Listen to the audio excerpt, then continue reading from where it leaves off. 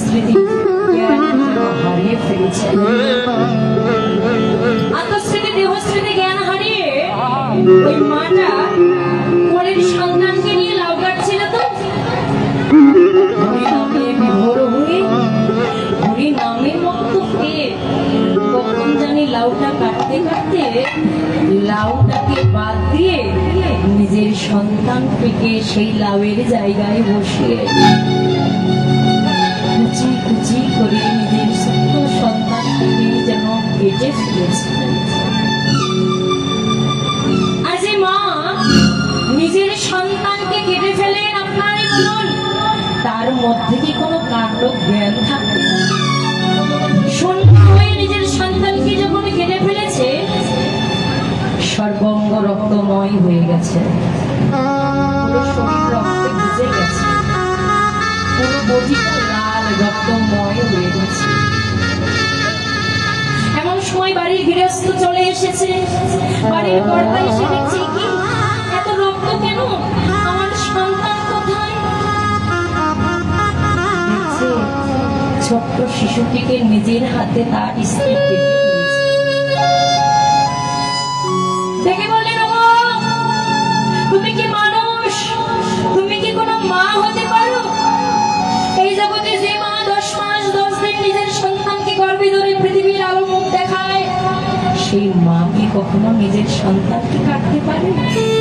এটা আমি কখনো আগে জানি না। তুমি এটা কি করছো? তোমার মধ্যে কি কোনো দয়া মায়া আছে? সঙ্গে সঙ্গে সেই স্ত্রীর জ্ঞান ফিরেছে। জ্ঞান ফিরেছে, তাকিয়ে দেখছে নিজের দিকে তার পুরো বডি লাল হয়ে আছে। তার নিজের সন্তানকে সে নিজ হস্তে কেটে দিয়েছে।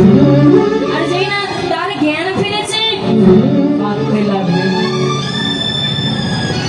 এই হরিনাম, এই কৃষ্ণ নাম, এই নদীয়ার মাঝে আমি আর হরিনাম করতে দেব না, আমি আর কৃষ্ণ নাম গাইতে দেব না।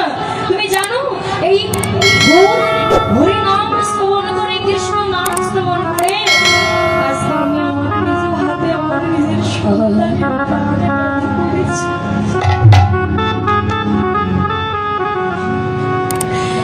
সঙ্গে সঙ্গে দৌড়ে গেলেন স্ত্রীবাস সম্বনে। আমার গৌরীর সম্মুখে দাঁড়িয়ে ডেকে ডেকে বলছে, গো এই হরিনাম বন্ধ করো, এই হরিনাম তোমরা আর করো না, এই হরিনাম আর করবে না। আজকে আমি নিজ হাতে আমার নিজের সন্তানকে কেটেছি, বলা যায় না ওর পরে আরো কত মা না জানে তাদের কোল ফাঁকা করে। এই জগতে যে মা, যারা মা নিজের সন্তানের দুঃখ কষ্ট তারা সহ্য করতে পারে না, এই জগতে যারা মা হয়েছে তারাই জানে এই জগতে তাদের সন্তান কত আপন, সন্তান কত প্রিয়। আমার প্রভু বললেন, মা তুমি এমন করে বলছো কেন? এই হরিনাম তোমার কি ক্ষতি করেছে? আমার ক্ষতি করেনি। আমি এই হরিনামের রোল করলে করা মাত্র আমি আমার সকল জ্ঞান হারিয়ে লাভের বদলে আমার সন্তানকে কেটেছি, তুমি বলছো ক্ষতি করো না? ঠিক আছে, আমি তো জানি এই হরিনাম কখনো কোনোদিন কারো প্রাণ নেয় না। এই হরিনাম সারা জীবন মানুষের প্রাণ দিতে পারে, কিন্তু কারো প্রাণ নিতে পারে না। আর তোমার কথা যদি সত্যি হয়, হরিনাম যদি কারো প্রাণ নিয়ে থাকে, আমি কথা দিলাম আমি গৌর আর কখনো হরিনাম করব না, কৃষ্ণ নাম করব না। চলে গেলেন সেই ঘরে, সেই অঙ্গিনাতে গিয়ে দেখছি সত্যিই তো নিজের সন্তানকে কুচি কুচি করে কেটে পাতিলের মধ্যে ভরে রেখেছে। আমার গৌরের প্রাণে একটু মায়া হলো, বলতে লাগলেন, দেখো মা, এই জগতে তুমি যেমন আমার নামে বিভোর হয়েছ, আমার নামে বিভোর হয়ে তুমি সকল কাণ্ডকে হারিয়ে, তুমি সকল স্মৃতিশক্তি হারিয়ে তুমি তোমার সন্তানকে কেটেছো। ঠিক আছে, আমিও তোমাকে কথা দিলাম, আমি যদি তোমার সন্তানের প্রাণ ফিরে দিতে পারি, আমি আর হরিনাম করব না। সঙ্গে সঙ্গে তার গলায় পরিধানে মালাটা খুলে সেই পাতিলের চারপাশে দিয়ে ঢাকনা দিয়ে চারপাশ ঘুরে ঘুরে হরিনাম করতে লাগলেন। আর যেটা হরিনাম করলেন, দেখা গেল সঙ্গে সঙ্গে সেই সন্তানটা আবার আগের মতো হয়ে হরিনাম করতে লাগলেন।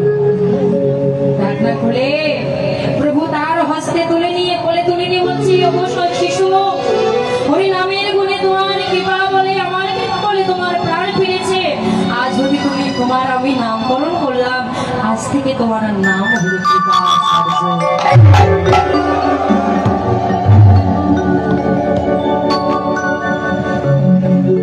গৌরকে কি দেখা যায় না? গৌরের কৃপা কি লাভ করা যায় না? তাকে কি সাক্ষাৎ দর্শনে ভাগ্য হয় না?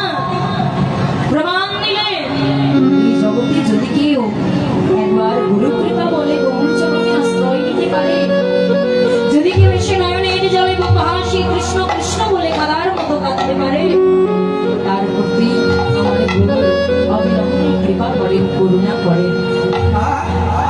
তার করুণা পেতে কখনো বড় বড় যজ্ঞ করতে হয় না, কোনো কোনো যজ্ঞ আহুতিও করতে হয় না। প্রভু তো একটাই কাঙ্গাল, শুধুমাত্র ভক্তের ডাকের কাঙাল আর ভক্তির কাঙাল। এই জগতে ভক্তি যার কৃষ্ণ তার সর্বশাস্ত্রে কয়, ভক্তি না থাকলে কৃষ্ণ দেখলেও বরণ কিবা হয়।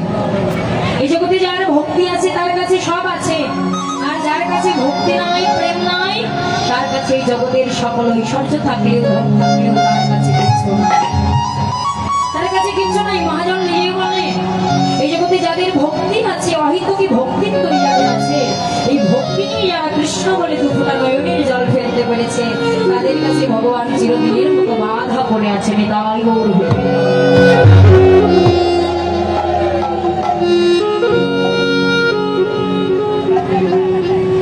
এবার মহাজন বিহার এক প্রান্তে দাঁড়িয়ে বললেন, শুধু তাই নয়, শুধু যে মদনের দর্প চূর্ণ হয়েছে গৌর রূপে নয়ন দিয়ে আমি যে শুধু দামিনী দামের সাথেই তুলনা করেছি তাই নয় রে, আরো কি হয়েছে জানি?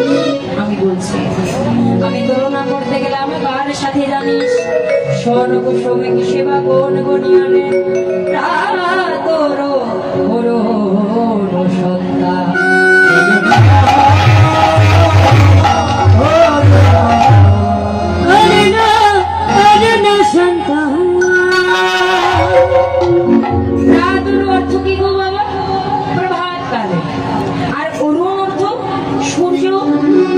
সন্তাপ মানে তাপ।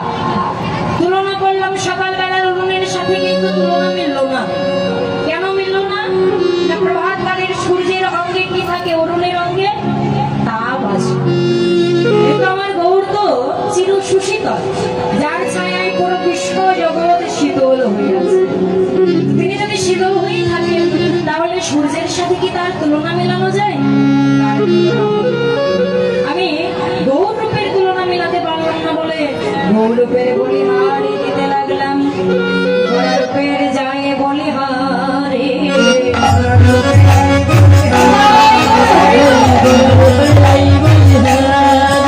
আমি বলিহারি যায় বলিহারি যায় বলি তাতে হরি বলিহারি যাহা বলি তাতে হরি বলিহারি যায়। ঘোড়া রূপে যায় বলিহারি, ঘোড়া রূপে যায় বলিহারি, ঘোড়া রূপের বলিহারি যায়। সখীরে আমি বলিহারি দিতে লাগলাম, কিন্তু তারপরে কি হলো জানিস? ওই যে কন্দর্প মদনের অহংকার, শুধু মদনের নয়, আরো একজনের অহংকার। তিনি কে? তিনি হলো ওই আকাশের চাঁদ। আকাশের চাঁদের বড় অহংকার। আকাশের চাঁদ মনে মনে ভাবছে যে আমার আলোতেই জগৎ আলোময় হয়ে যায়, আমার আলোতে জগৎ আলোকৃত হয়, তার নামের প্রমাণ আমার মতো রূপার কার আছে। কিন্তু এই চাঁদ গৌরূপে নয়ন দিয়ে, যেই না চাঁদ গৌরূপে নয়ন দিলেন, চাঁদের অহংকার পর্যন্ত মহাজনের লীলার এক প্রান্তে দাঁড়িয়ে বলতে লাগলেন, পদ লিপিবদ্ধ করলেন, হে রে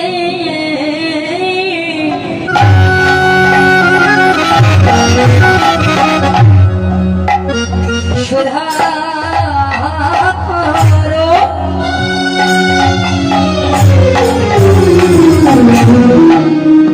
অমনি মরেছ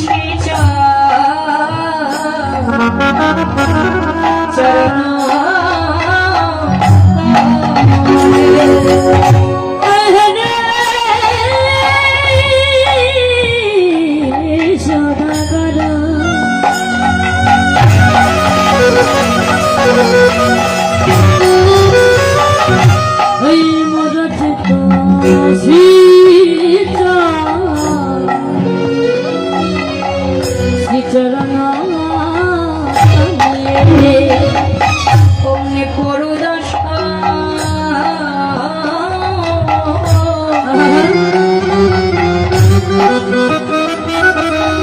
অমনি নখর ধরি করুণাস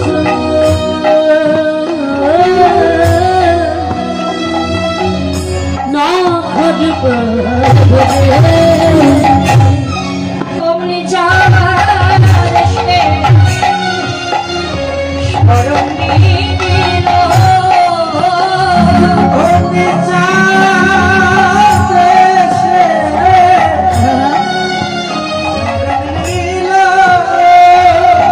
গৌরের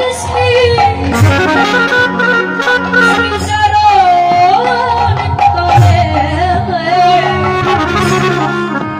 অমনি চারে স্মরণ